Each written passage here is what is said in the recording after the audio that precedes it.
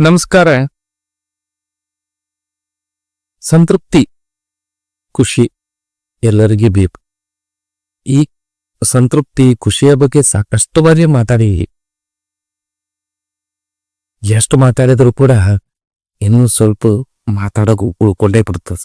ಯಾಕಂದ್ರೆ ಇದರಲ್ಲಿ ಕೂಡ ಮಾತಾಡೋದ್ರಲ್ಲಿ ಕೂಡ ಸಂತೃಪ್ತಿ ಇಲ್ಲ ಅನ್ನೋಂಗಾಗ.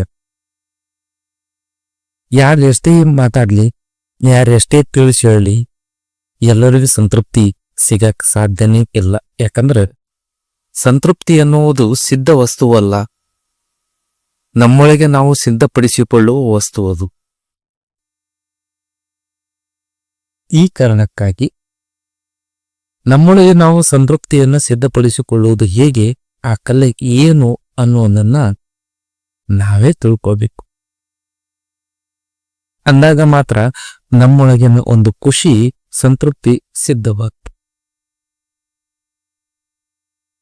ಮಾರುಕಟ್ಟೆಯಲ್ಲಿ ಎಷ್ಟೋ ವಸ್ತುಗಳು ಸಿದ್ಧವಾಗಿ ಕುತ್ಕೊಂಡಾವ, ನಮ್ಮ ಸಂತೃಪ್ತಿಯನ್ನ ನೀಡಲು, ನಮಗೆ ಸಂತೃಪ್ತಪಡಿಸಲು. ಹಂಗಂತೇಳಿ ನಮ್ಗೇನಾದ್ರು ಸಂತೃಪ್ತಿ ಸಿಕ್ಕಂದ್ ಆಗಿರ್ತದ, ಅದ್ರ ಕೈಗೆ ಹತ್ತಿರಲ್ಲ.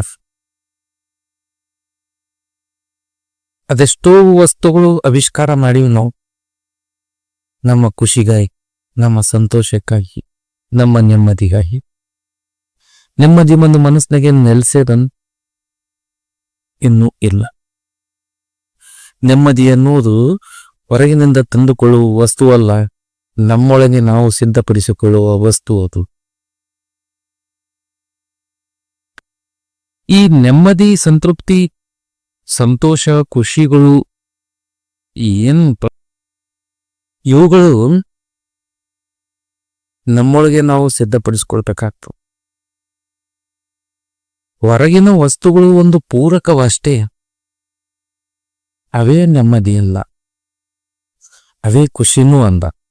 ಅದೊಂದು ಪೂರಕ, ನಮಗೊಂದು ಸಪೋರ್ಟಿವ್ ಆಗಿ ಸಿಗ್ತಕ್ಕಂಥ ವಸ್ತುಗಳು ಅಷ್ಟೇ. ನಾವು ನೆಮ್ಮದಿಯಾಗಿರ್ಬೇಕಂದ್ರೆ ಅವು ಬಂದು ಅಂದ್ರೆ ಸ್ವಲ್ಪ ಬೇಗನೆ ನೆಮ್ಮದಿ ನಮ್ಮೊಳಗೆ ನಾವು ನಿರ್ಮಿಸಿಕೊಳ್ಳಬಹುದು. ಆದರೆ ಅವುಗಳ ತಂದ ಮಾತ್ರಕ್ಕೆ ನಾವು ಸಂತೃಪ್ತಿ ಪಡ್ತೀವಿ, ನೆಮ್ಮದಿಯಿಂದ ಇರ್ತೀವಿ, ಸುಖ ನಮಗ್ ಸಿಗ್ತದ ಅನ್ನೋ ಕಲ್ಪನೆ ನಮ್ಮಲ್ಲಿ ಏನಾಗಲ್ಲ, ಅದು ತಪ್ಪು. ಈ ಹಾಸಿಗೆಯನ್ನು ತರಬಹುದು, ಮೆತ್ತನೆಯ ಹಾಸಿಗೆಯನ್ನು ತರಬಹುದು, ನಿದ್ರೆ, ಸುಖ ನಿದ್ರೆ ಎಲ್ಲಿಂದ ತರಕ್ ಸಾಧ್ಯ? ಭಾರಿ ಭೋಜನವನ್ನ ನಾವು ನಮ್ಮ ಎದುರು ಇಟ್ಕೊಂಡು ತಿನ್ಬೋದು.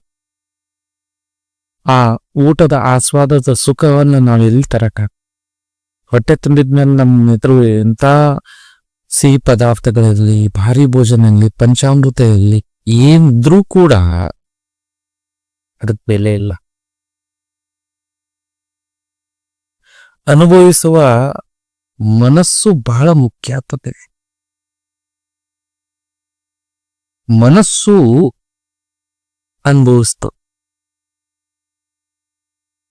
ಅನುಭವಿಸುವ ಮನಸ್ಸು ಬಹಳ ಮುಖ್ಯ. ಆ ಕಾರಣಕ್ಕಾಗಿ ಸಂತೃಪ್ತಿ ಎನ್ನುವುದು, ಸಂತೋಷ ಎನ್ನುವುದು, ಈ ಖುಷಿ ಎನ್ನುವುದು ಹೊರಗಿನ ವಸ್ತುಗಳಲ್ಲಿ ಇಲ್ಲ, ಅವು ಪೂರಕ ಅಷ್ಟೇ. ನಮ್ಮ ಮನಸ್ಸಿನಲ್ಲಿ ಅದು ಇದೆ. ಅದಕ್ಕಾಗಿ ನಮ್ಮ ಮನಸ್ಸನ್ನ ನಾವು ಸರಿಯಾಗಿ ಸಿದ್ಧಪಡಿಸ್ಕೊಳ್ಬೇಕ.